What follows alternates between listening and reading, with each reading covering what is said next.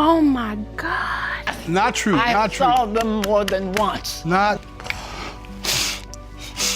He denied every word, but the doubts spread fast across the room. Two completely different versions of events, and only one could be the truth. The courtroom held its breath, waiting to see who would crack first. And a family as well. 3 children are watching every single decision these adults make. The judge's words sliced through the noise and brought things back to what mattered. For one brief moment, the kids became the true center of the conversation. Ms. Reed couldn't resist, firing off a sharp comment about boredom and bad cooking. Laughter rippled through the room, but the judge pulled the focus right back. She genuinely wanted to understand how Ms. Austin had gotten pulled into this situation. Ms. Reed gave me his phone. To her, that was all the evidence she needed that he had truly changed. But Judge Lake was holding something that would tear that belief apart completely. The reality waiting beneath the surface was far darker than Ms. Austin had ever considered. He had genuinely had no idea none of it had reached her. The life she thought she understood had just collapsed in real time. What she believed was a stable future had turned out to be a carefully maintained illusion. Results were ready, but the biggest twist came before the test even started. Mr. Wallace had voluntarily admitted to being intimate with 4 other women in the past 3 months. It seems Confirmed his admission was truthful, and the audacity left everyone stunned. at me. Don't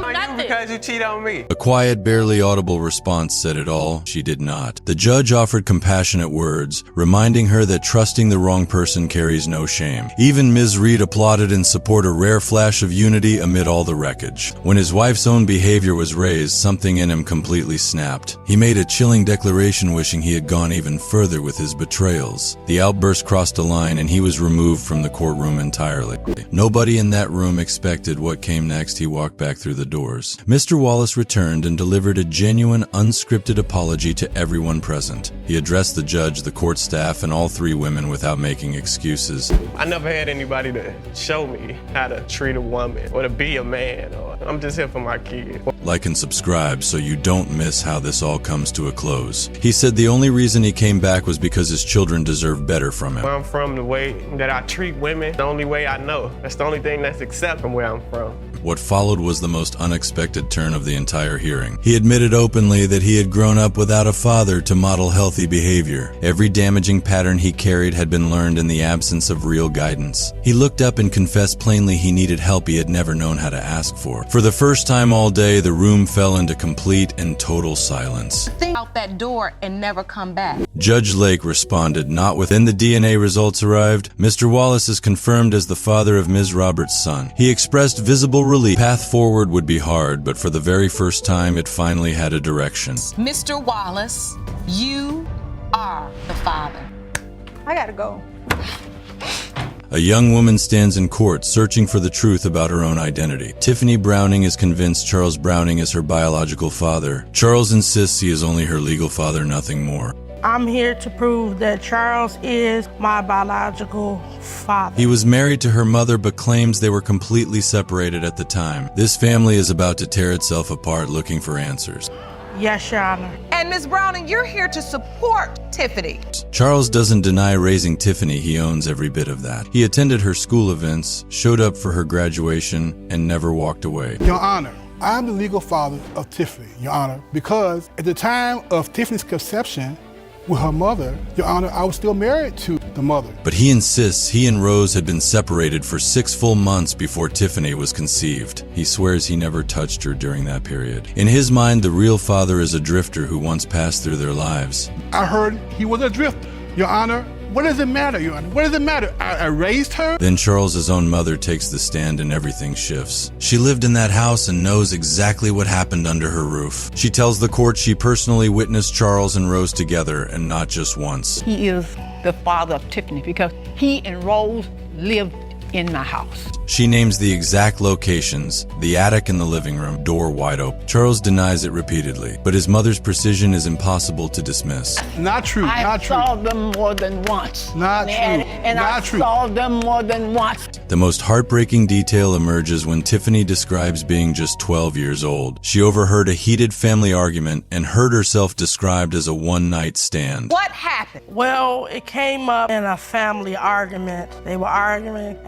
She was so young she didn't even understand what those words meant. The judge's reaction says that no child should ever be handed that kind of damage. That single overheard moment has followed Tiffany for more than half her life. It wasn't. They said I was supposed to learn when I got of age. The judge then asks Grandma directly how her son's denial makes her feel. Her answer is quiet but lands hard. It fills her with sadness. She isn't carrying that sadness for herself. Every bit of it belongs to Never accepted me. I have never said that. Tiff. This is a grandmother choosing her granddaughter over her own son without flinching. Her loyalty speaks louder than anything argued inside that courtroom. How does your son's denial make you feel? You say you know. Just when Tiffany's case builds steam, a new witness steps forward. Her sister Alexis recalls being 8 years old when their mother sat her down. That's your father. Correct. All right. So, Alexis, I want to understand from you.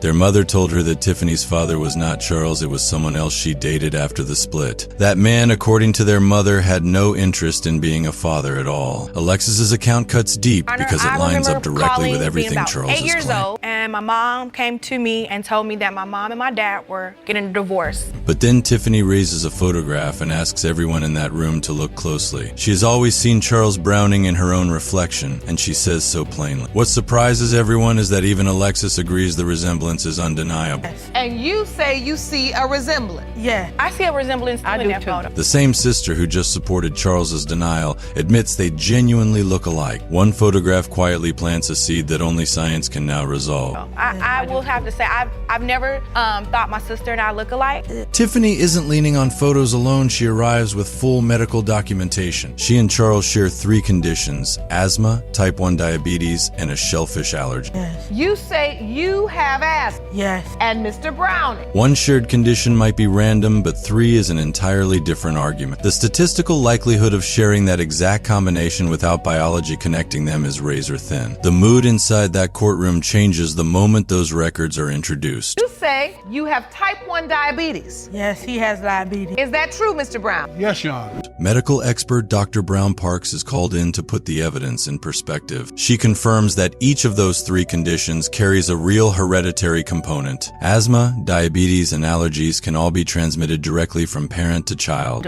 When we're talking about the father with asthma, the chances of having a child diagnosed with asthma. Her conclusion is clear. Sharing all 3 simultaneously raises the probability of a biological connection. The science has moved from background noise to the loudest voice in the room. Also, in a father who has it is 2.5 to 3 times. Through visible tears, Tiffany finally says the thing she has carried her whole life. She wants Charles to be her father, not on paper alone, but in blood. She has worn his last name for years. You know, emotional. And why do you feel emotional, honey? Because it may not turn out what I wanted it to be. The possibility of losing that truth is crushing. Hit that like button and subscribe. The result is something you will not see coming. The weight of that confession settles over every person in that courtroom. And I just hate for it to, Watching Tiffany break down visibly shakes something loose in Charles Browning. He admits out loud that seeing her in that much pain is difficult for him to witness. Yes, Your Honor. I hate to see her in that state, but it's for her best.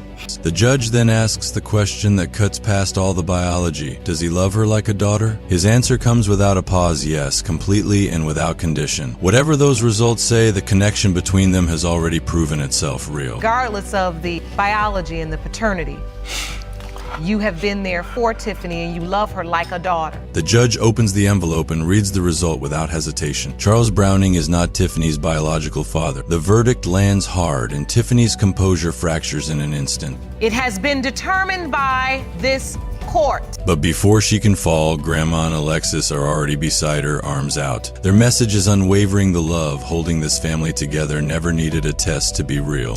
Mr. Browning, you are not the father. She had a secret husband, a hidden man in a closet, and a fake pregnancy timeline. Mr. Hodges stepped into paternity court with fire in his eyes. She said that she would never hurt me or cheat on me. He called Ms. Willard a liar, a cheater, and someone he could never trust. The story he told was layered, messy, and almost impossible to believe. But every single word was about to be confirmed. Miss Willard, you kept lying and you kept cheating?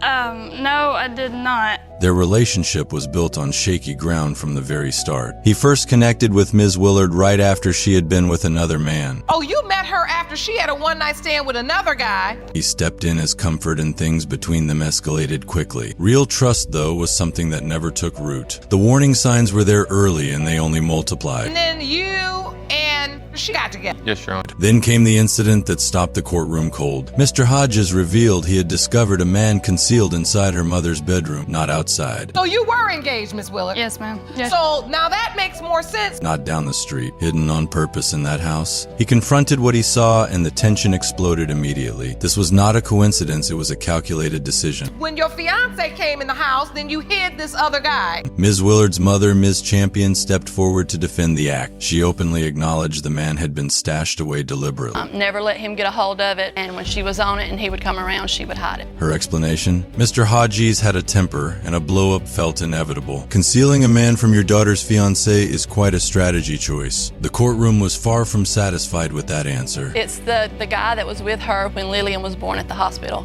Just when everyone thought the story had hit its peak, it hadn't. Ms. Blevins, the mother of Mr. Hodges, approached with a bombshell. Your Honor. So why is this man saying this? He's giving all these specific details to Miss Blevins. She disclosed that Ms. Willard had a husband, a living, legal one the whole time. Not separated, not divorced, fully married while wearing an engagement ring. The air in that courtroom shifted in an instant. I was with him at that time. Your Honor, he's saying that. He's saying that because he wants my daughter. Judge Lake absorbed the information and spoke it plainly into the record. Engaged to one man, legally bound to another at the same exact time. Found out Miss Willard was pregnant. She called me and she said that she was 8 months pregnant. Ms. Willard offered no rebuttal, just a quiet confirmation. An active legal marriage had been buried beneath every interaction they ever shared. The deceptions were now stacking like floors in a burning building. Seeing if the doctor's appointments are going well and everything. Come find out whenever we called her OB. Ms. Blevins had sensed something was wrong from her very first encounter. She observed that Ms. Willard guarded her phone obsessively. Born on what day? May the 23rd. Sir.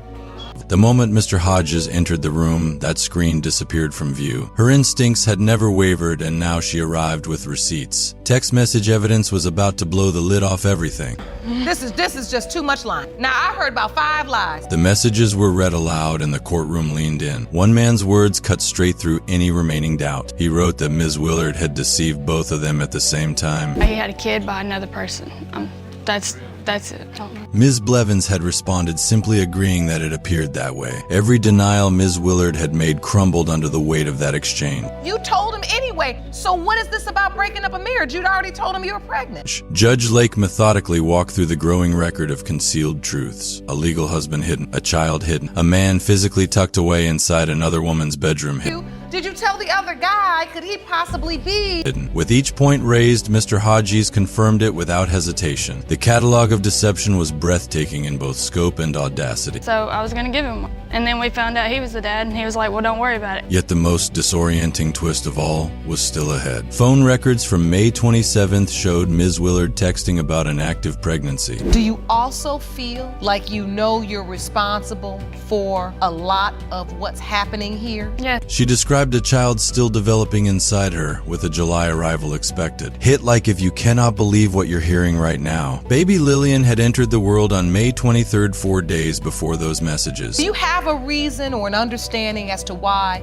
you do tell all of the lies? She had been narrating a pregnancy that had already reached its conclusion. Confronted with this, Ms. Willard said she was protecting his new marriage. Judge Lake cut through that instantly. He already knew about the baby. It's okay. You can take your time, because I knew something was on your heart. What followed next made even the judge pause in disbelief. The other potential father had asked for a DNA test, then both sides canceled it based solely on how the baby looked. Never seen her take a guy with her everywhere she goes. The weight of it all finally broke through Ms. Willard's composure. She felt outnumbered, overwhelmed, and stripped of every defense she had. Judge. I want baby to be mine.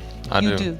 Yes, Your Honor. Lake asked her directly whether she owned any responsibility for the chaos. After a long pause, Ms. Willard said yes and accepted full accountability. Then came the most unguarded moment of the entire proceeding. You still really want this baby to be yours? Yes, Your Honor. She admitted, voice cracking, that all she had ever truly wanted was a family. Ms. Champion confirmed she had never witnessed her daughter this devoted to any man before. Has been determined by this court.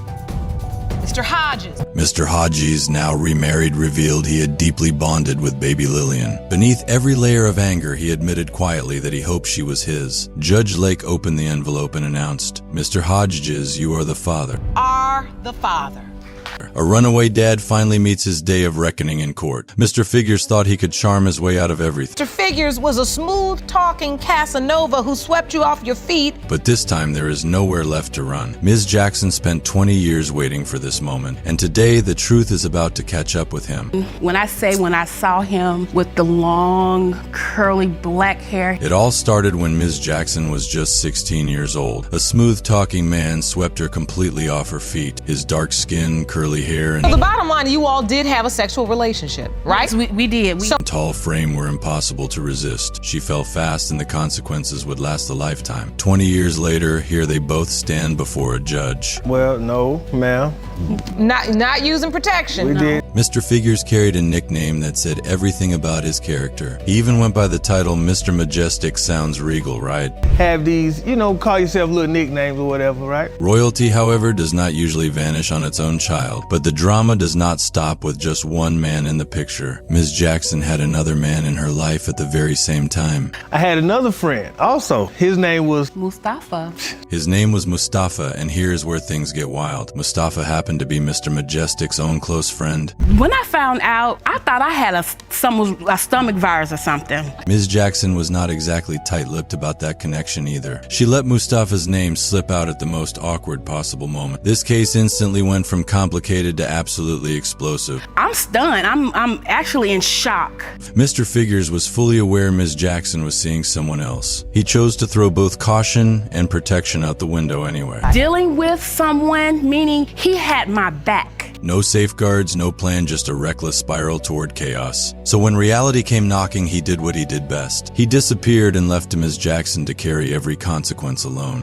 It didn't come to, but the person that he's talking about, he even went to him. Ms. Jackson initially believed she was dealing with a stomach virus. Imagine the shock of discovering that so-called virus had a heartbeat. I want to give Mr. Figures a chance to respond. From my perspective of things, A pregnancy revelation that hit like a freight train out of nowhere. Yet looking back, the warning signs were always hiding in plain sight. 2 men, 0 protection, the odds were never in her favor. but at the same time, when you telling everybody that you dealing with this person, Mr. Figures had the audacity to draw a very convenient line. He insisted that being involved with someone does not equal physical intimacy. We had hard times, rough times. We've been through thick and thin. That perfectly crafted clause can free almost anyone from a cheating web. But his own behavior had already narrated the full story long before. The side guy role clearly wounded his pride more than anything else. And she always told me don't run from your problems, so I don't run from my problems. And then there is Daniel, the real heartbeat behind this entire case. He grew up with no father cheering him on from the stand. Why is it taking the state of Georgia 20 years to even get a swab his mouth? No one to take him to the park or attend a single game. 20 years of unanswered questions now hinge on one courtroom session. Judge Lauren steps in precisely where an absent father never once did. I shouldn't do anything. like I said, if I didn't know how to get in touch with you, how can I? Daniel boldly pointed out that Mr. Figures never even tried to find him online. He did not even know Ms. Jackson's last name, not one clue. Are not the father. A man who could not locate his own child on any social platform. Like and subscribe so you never miss the DNA verdict when it drops. Will Mr. Figures finally step up or pull one last vanishing act? DNA test, a disappearing dad, and a courtroom ready to combust. Mr. Carbajal stands here insisting Ms. Lopez single-handedly wrecked his whole world. She told me, hey, come see me, for the weekend or just one night. So I went to go see her. And that day that I went to go see her. But the detail he rewind to the very beginning of this tangled situation. These two did not know each other. They were total strangers. No relationship, no foundation, and not a shred of protection between them. You're the mother of 2 children. Yes, Your Honor. But there is a doubt as to the paternity to both of the children. That's what you contend, Mr. Carbajal? Yes, Your Honor. Afterward, Mr. Carbajal had the nerve to say he never wanted a baby with someone he did not love. Sir, that conversation needed to happen before, not after. Buckle up, because this case does not involve one child. There are 2. After all the chaos surrounding the first baby, they repeated the exact same cycle. So attached, he had her name tattooed permanently on his skin. Then his entire attitude toward both the child and her mother reversed without without explanation. What exactly flipped the switch inside behind Mr. Carbajal's dramatic reversal? Sign his birth certificate. Why wouldn't she let me? She's saying I'm the father. Why couldn't I sign a birth certificate? Because you weren't there from the beginning. Then his own sister showed up in that courtroom and lit the room on fire. She stood there and declared the new man resembles the baby. Courtroom confusion deepened when the question of the births came up. Mr. Carbajal could not deliver a straight answer about whether he was even present. He looked ready to dance right around it and move on. Ms. Zavala was not about to let that slide. She rose immediately to defend her daughter. A mother's instinct kicked in and no one was going to silence her.